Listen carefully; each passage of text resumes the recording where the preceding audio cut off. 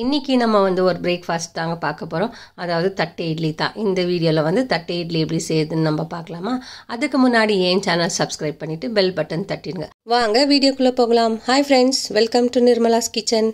இன்றைக்கி நம்ம வந்து தட்டை இட்லி தாங்க பார்க்க போகிறோம். அதாவது ஃபேமஸான தட்டை இட்லி வந்து இட்லி மட்டும் செஞ்சால் போதுமா ஃப்ரெண்ட்ஸ்? இதுக்கு கத்திரிக்காய் குழம்பு கூட ஒன்று செஞ்சு காமிக்க போகிறேன்.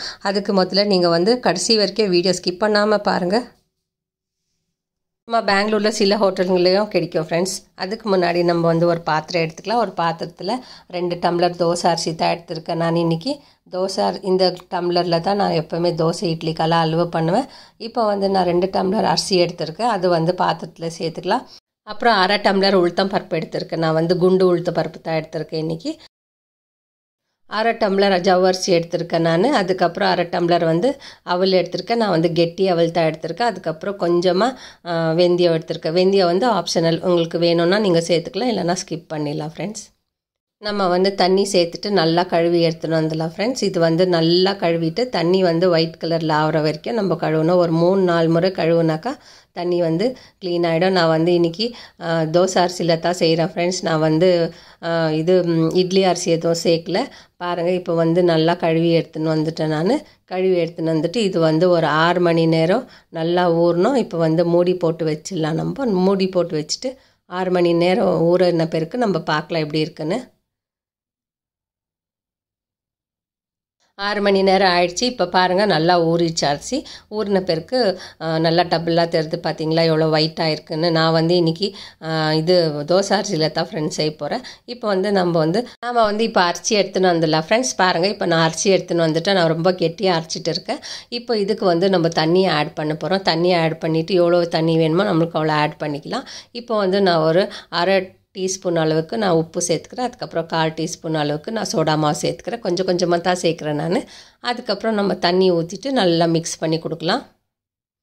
இது வந்து நைட்டு ஒரு 8:30 மணி இருக்கும். அந்த டைமுக்கு தான் நான் மிக்ஸ் பண்ணி வச்சுருக்கேன் ஃப்ரெண்ட்ஸ்.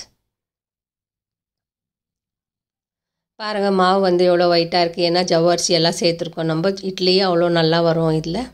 அப்புறம் ஃப்ரெண்ட்ஸ், எல்லோரும் யாரெல்லாம் எனக்கு சப்ஸ்கிரைப் பண்ணியிருக்கிறீங்களோ அவங்களுக்கெல்லாம் ரொம்ப நன்றி. அதுக்கப்புறம் சப்ஸ்கிரைப் பண்ணுறீங்க, ஆனாக்கா வீடியோவை யாருமே பார்க்க மாட்டேன்றீங்க. ப்ளீஸ் பார்த்துட்டு எனக்கும் கொஞ்சம் வந்து சப்போர்ட் பண்ணுங்க ஃப்ரெண்ட்ஸ். இப்போ பாருங்கள், இது வந்து நான் மாவு வந்து நல்லா கரைச்சிட்டு நல்லா கையில் கரைச்சி கொடுத்துட்டு இது வந்து ஓவர் நைட் நம்ம வந்து 12 ஹவர்ஸ் வைக்கிறோம் ஃப்ரெண்ட்ஸ். இது வந்து மழை சீசன்றதுனால ரொம்ப லேட்டாகவே புளிக்கும். அதனால் கரைச்சி வைக்கணும் கையில் தான். இப்போ வந்து காத்தால 9 o'clock ஆச்சு. நான் வந்து ஓப்பன் பண்ணி காமிக்கிறேன் எவ்வளோ நல்லா புளிச்சிருக்கு மாவுன்னு சொல்லிட்டு. பார்த்தீங்களா எவ்வளோ நல்லா புளிச்சிருக்கு? இப்போ வந்து ஒரு கரண்டி போட்டு நான் காமிக்கிறேன் உங்களுக்கு எவ்வளோ நல்லா புளிச்சிருக்குன்னு. இது வந்து நைட் 8:30க்கு நான் கரைச்சி வச்சேன். ஓவர் நைட் ஃபுல்லாக அப்படியே வெளியே வச்சுட்டு இருந்தேன். இப்போ வந்து நான் மாவை கூட வேறு இதில் பாத்திரத்தில் ட்ரான்ஸ்ஃபர் பண்ணிக்கிறேன் ஃப்ரெண்ட்ஸ். பார்த்தீங்களா இப்போ எவ்வளோ நல்லா புளிச்சிருக்கு?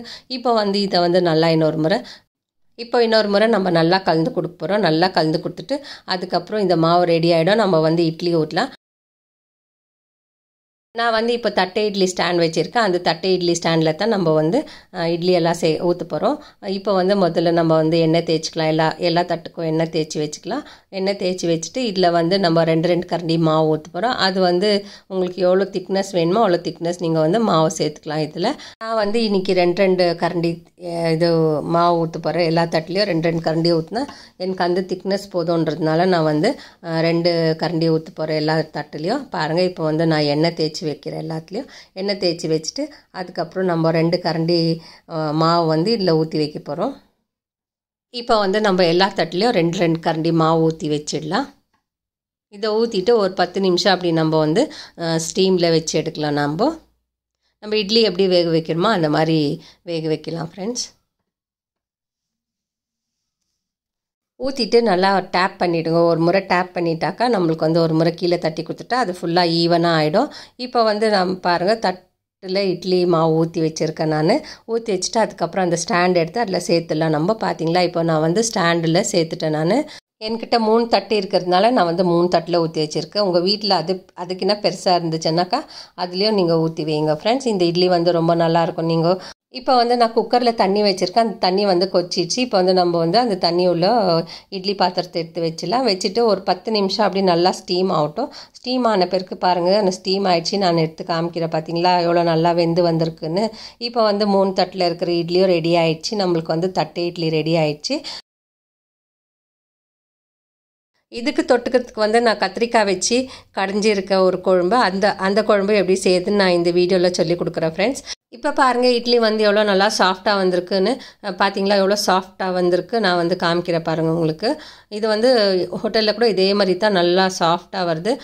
நீங்களும் செய்கிறதுனாக்கா இதே மாதிரி மெஷர்மெண்ட்டில் நான் போட்டிருக்கிற தோசை அரிசிலேயே நீங்களும் செய்யலாம் ஃப்ரெண்ட்ஸ். இந்த மாதிரி டேஸ்டியான தட்டை இட்லி ரெடி ஆகிடும். இதுக்கு வந்து நம்ம பட்டர் வச்சு சாப்பிடலாம். இது கூட நான் வந்து பட்டர் வைக்கல, அப்படியே தான் நான் சாப்பிட்டேன். நம்ம இதுக்கு வந்து இப்போ சைட் டிஷ்ஷாக நான் வந்து ஒரு கத்திரிக்காய் குழம்பு ஒன்று செஞ்சு காமிக்க போகிறேன்.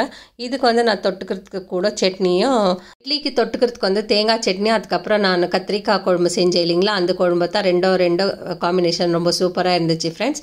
அதுக்கப்புறம் இட்லி பவுடர் கூட வச்சு சாப்பிடலாம். நம்ம பார்த்தீங்களா எவ்வளோ சாஃப்டாக வந்திருக்குன்னு. நீங்கள் வீடியோ கடைசி வரைக்கும் ஸ்கிப் பண்ணாமல் பார்த்தீங்கன்னாக்கா கத்திரிக்காய் குழம்பு கூட பார்க்கலாம். ஆனால் யாரும் என் வீடியோவை ஃபுல்லாகவே பார்க்குறதில்ல ஃப்ரெண்ட்ஸ். இப்போ வாங்க கத்திரிக்காய் குழம்பு எப்படி செய்யுதுன்னு பார்க்கலாம். இப்போ முதல்ல அதுக்கு வந்து என்னென்ன வேணும்னு சொல்கிறேன் நான். ஒரு வெங்காயம், ஒரு தக்காளி, கொஞ்சம் பூண்டு, அதுக்கப்புறம் பச்சை மிளகாய். நான் வந்து எங்கள் ஃபேமிலிக்கு வந்து நான் 3 கத்திரிக்காய் எடுத்திருக்கேன். இது வந்து வெறும் இட்லிக்கு மட்டும்தான் நல்லாயிருக்கும் இந்த குழம்பு நம்ம செய்கிறது. இப்போ வந்து நான் 3 கத்திரிக்காய் எடுத்திருக்கேன். அந்த 3 கத்திரிக்காவை கட் பண்ணி தண்ணியில் போட்டு வச்சுக்கலாம். இது வந்து நீளமாக கட் பண்ணி போட்டு வச்சுக்கலாம். அதுக்கப்புறம் இதுக்கு வந்து பருப்பு சேர்க்க போகிறேன். நான் வந்து 1/4 கப்புக்கிட்ட கம்மியாக பருப்பு தான் நான் சேர்க்க போகிறேன். இது வந்து நம்மளுக்கு வெறும் இட்லிக்கு தான் நல்லாயிருக்கும் இந்த குழம்பு. ஸோ நான் வந்து இட்லிக்கு சேர்த்துக்கோசரம் தான் நான் வந்து ரெடி பண்ணியிருக்கேன். பாருங்கள் இப்போ வந்து எல்லாம் ரெடி ஆயிடுச்சு. இப்போ வந்து நான் 1/4 கப் அளவுக்கு நான் பருப்பு எடுத்திருக்கேன். இந்த பருப்பு தான் நம்ம சேர்க்க போகிறோம். நாம் வந்து முதல்ல ஒரு குக்கர் எடுத்துக்கலாம். அந்த குக்கரில் வந்து பருப்பு சேர்த்துக்கலாம். பருப்பு சேர்த்துட்டு நம்ம வந்து கழுவிக்கலாம். பருப்பை நல்லா 2 முறை தண்ணி ஊற்றி நல்லா கழுவி எடுத்துன்னு வந்துடலாம் பருப்பை. இப்போ பாருங்கள் பருப்பை நல்லா கழுவின்னு இருக்கேன். நான் கழுவி எடுத்துன்னு வந்துடலாம். நம்ம நல்லா கழுவி எடுத்துன்னு வந்துட்டு 2 டம்ளர் தண்ணி சேர்த்துடலாம். தண்ணி சேர்த்துட்டு பிறகு நம்ம வந்து கட் பண்ணி வச்சுருக்கிற காயெல்லாம் இதில் சேர்க்கலாம். அதுக்கப்புறம் மஞ்சப்பொடி சேர்த்துக்கலாம். இப்போது மஞ்சப்பொடி சேர்த்துட்டு பிறகு நம்ம கட் பண்ணி வச்சுருக்கிற வெங்காயம், கத்திரிக்காய், தக்காளி. நான் வந்து ஒரு தக்காளி தான் எடுத்துருக்கேன். ஏன்னா கொஞ்சம் புளி சேர்க்க போகிறேன் நான் அப்புறமா. அதனால் ஒரே ஒரு தக்காளி எடுத்துருக்கேன். நான் வந்து நாட்டி தக்காளி தான் எடுத்துருக்கேன் நான். இப்போ வந்து எல்லாத்தையும் சேர்த்துட்டேன் நான். அதுக்கப்புறமா பூண்டு பாருங்கள், பூண்டு இவ்வளோ சேர்க்க போகிறேன் நான். பூண்டு, பச்சை மிளகாய் சேர்க்க போகிறேன். இட்லிக்கு மாத்திரம் நான் சொன்ன அளவு கரெக்டாக போட்டிங்கனாக்கா உங்களுக்கு இட்லி வந்து சூப்பராக சாஃப்டாக கிடைக்கும் உங்களுக்கு. நீங்கள் அதே மாதிரி செஞ்சு பாருங்கள். அதுக்கப்புறம் இது வந்து 4 பேருக்கு அளவுக்கு தான் நான் சொல்லியிருக்கேன். உங்கள் வீட்டில் நிறைய பேர் இருந்தால் ஐத்தியா டபுளாக பண்ணிக்கோங்க. தக்காளியும் நான் வந்து கட் பண்ணி சேர்த்துட்டேன் ஃப்ரெண்ட்ஸ். அதுக்கப்புறம் வெங்காயம் கட் பண்ணி சேர்க்கலாம். நான் வந்து பாதி வெங்காயம் தான் சேர்க்க போகிறேன். பாதி வெங்காயம் வந்து தாளிக்கிறதுக்கு வச்சுக்கிறேன் நான். இப்போ பாருங்கள் நான் வந்து எல்லாம் சேர்த்துட்டு ஒரு முறை கலந்து கொடுத்துட்ட பிறகு இதை வந்து நம்ம இது கேஸ் ஸ்டவ்வில் எடுத்து வச்சிடலாம். நம்ம இந்த குழம்பு வந்து நம்ம இட்லி, தோசைக்கெல்லாம் செஞ்சு சாப்பிட்லாம் ஃப்ரெண்ட்ஸ். ரொம்ப சூப்பராக இருக்கும் டேஸ்ட்டு. நீங்களும் ட்ரை பண்ணி பாருங்கள். நான் வந்து மூடி போட்டு வெயிட் போட்டு ஸ்டவ்வில் தூக்கி வைக்கிறேன். தூக்கி வச்ச பிறகு இது வந்து ஒரு 3-4 விசில் வர வரைக்கும் நம்ம வெயிட் பண்ணலாம். 3-4 விசில் வர வரைக்கும் நம்ம வெயிட் பண்ணலாம் ஃப்ரெண்ட்ஸ். இப்போ பாருங்கள் விசில் வரப்போகுது. நான் வந்து ஆல்ரெடி 2 விசில் போட்டுட்டேன். இது வந்து 3வது விசில் வந்திருக்கு. இப்போ வந்து 2 விசில் ஆகிட்டதும் நம்ம வந்து ஸ்டவ் ஆஃப் பண்ணிடலாம். உங்கள் வீட்டில் பருப்பு எவ்வளோ நேரம் வேகுதுன்றதுக்கோசரம் நீங்கள் வைக்கிறீங்களோ அவ்வளோ நேரம் வச்சுக்கோங்க.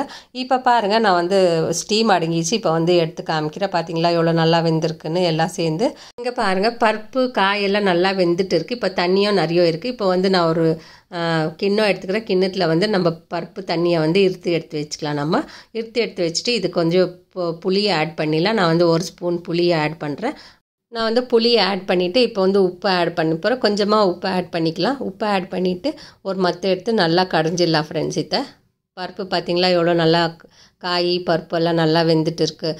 இந்த குழம்பு வந்து ரொம்ப டேஸ்ட்டாக இருக்கும் ஃப்ரெண்ட்ஸ். நம்ம இட்லிக்கு தான் சாப்பிடணும், இல்லை தோசைக்கு கூட சாப்பிட்லாம். இந்த மாதிரி செஞ்சு நல்லா கடைஞ்சிருங்க. கடைஞ்சிட்டு அதுக்கப்புறம் இது வந்து தாளிக்க போகிறோம். நம்ம வந்து இதை கொதிக்க வைக்க போகிறதில்ல, தாளிக்க தான் போகிறோம். இதை வந்து கடுகு கருவேப்பிலை வெங்காயம் போட்டு தாளிக்க போகிறோம். இப்போ வந்து ஒரு ஸ்டவ்வில் வந்து பேன் வச்சுக்கலாம். ஒரு பேன் சூடாகிட்ட பிறகு 1 டேபிள் ஸ்பூன் அளவுக்கு எண்ணெய் சேர்த்துக்கலாம். எண்ணெய் சேர்த்துக்கிட்டோம் கடுகு வெந்தயம் அதுக்கப்புறம் சீரகம் இது 3 சேர்த்துட்டு அதுக்கப்புறம் நான் வந்து ஹாஃப் வெங்காயம் கட் பண்ணி வச்சுருக்கேன், குட்டி குட்டியாக கட் பண்ணி வச்சுருக்கேன். அதை கூட சேர்த்துக்கலாம். அதை சேர்த்துதான் கருவேப்பிலை கூட சேர்த்துக்கலாம்.